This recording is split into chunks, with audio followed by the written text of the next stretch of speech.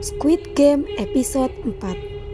Selesai permainan, pemain 111 dibawa ke jalan belakang ke ruang rahasia, ditemani oleh salah satu petugas, sementara yang lain menghapus rekaman CCTV untuk menghilangkan jejak.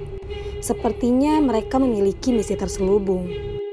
Saat kembali ke asrama, Gi-hun mulai curiga kepada Sang-woo yang tidak sepenuhnya jujur mengenai permainan gulali tadi.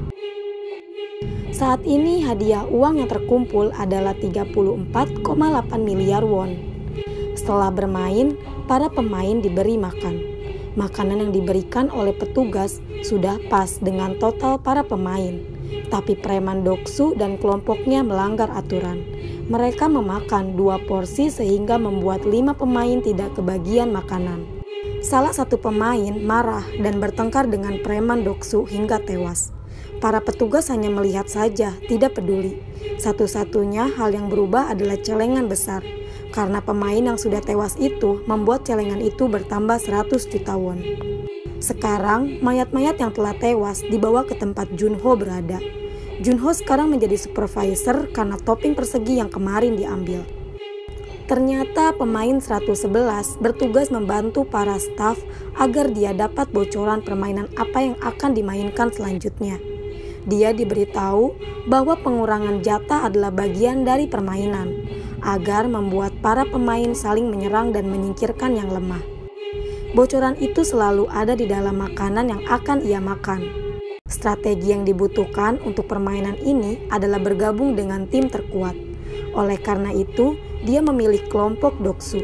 Seperti yang diharapkan, dia bekerja sama dengan Doksu, dengan membisikkan kalau dia tahu pertandingan berikutnya untuk mempermanis kesepakatan. Selama lampu padam, ketegangan meningkat sejak Doksu dan gengnya menghajar pemain lain dengan pecahan kaca dan pisau. Lampu berkedip tanpa henti saat yang lain berusaha bertahan dari serangan gencar mereka. Sementara Gi-hun khawatir mencari keberadaan pemain 001, berharap orang tua itu baik-baik aja. Tapi ternyata si kakek tidak ada di tempat tidurnya. Pemain 67 akhirnya bergabung dengan kelompok Gi-hun. Pertikaian semakin rusuh. Ternyata si kakek tua sedang berdiri di atas tempat tidur dan memohon kepada kamera untuk menghentikannya karena ia sangat takut. The frontman yang melihat dari monitor akhirnya memanggil penjaga untuk bergegas masuk dan mengakhirinya. Saat pertarungan ini berakhir, tim dari Gi-hun bertanya satu sama lain mengenai nama mereka. Pada saat nomor 1 ditanya, si kakek tua ini tidak mengingat namanya, karena demensia. Ada fakta baru, ternyata pemain 111 itu adalah seorang dokter. Doksu dan pemain 212 semakin intens semenjak dia memberi korek pada saat permainan gulali.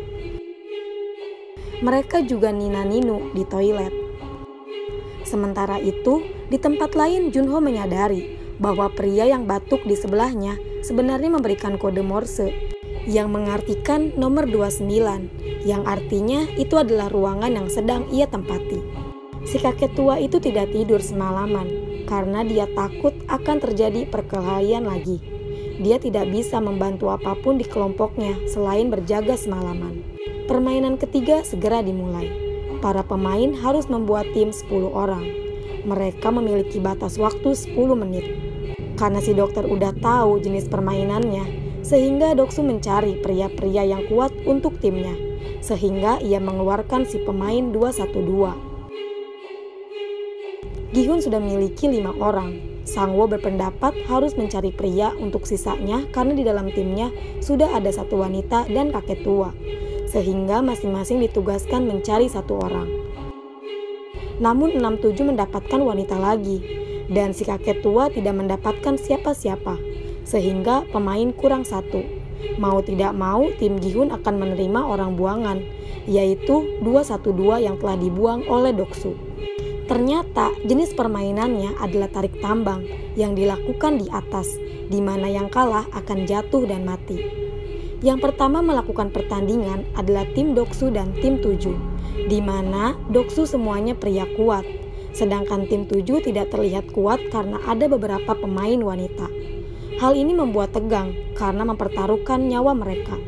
Dari sini bisa ditebak kalau tim Doksu yang memenangkannya.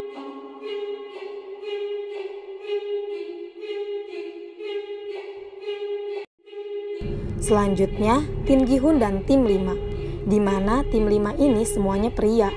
Hal ini membuat semua tim Gi-hun putus asa. Tapi saat mereka memasuki lift, si kakek memberikan nasihat agar jangan putus asa. Karena permainan tarik tambang tidak hanya menggunakan tenaga, tapi dengan strategi dan kerja sama. Trik yang diberikan si kakek adalah paling belakang adalah orang terkuat. Lalu menempatkan para pemain itu selang-seling, kiri dan kanan. Menempatkan kaki dengan garis lurus. Tali ditaruh di atas ketiak. Saat permainan dimulai 10 detik pertama, tim harus bertahan aja dengan berbaring. Dorong perut bagian depan ke atas dan dorong kepala ke belakang. Maka tim lain tidak kuat menarik kita. Ketika ritme tim mereka sudah terdengar, barulah kita mulai menarik.